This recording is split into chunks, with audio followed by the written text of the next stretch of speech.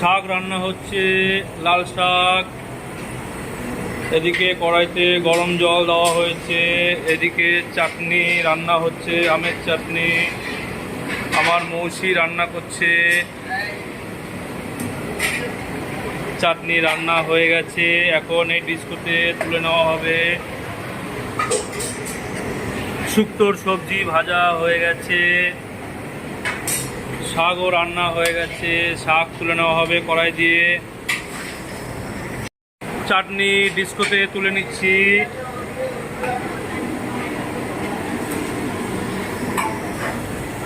শাক রান্না হয়ে গেছে, বার কষে তুলে নেওয়া হচ্ছে।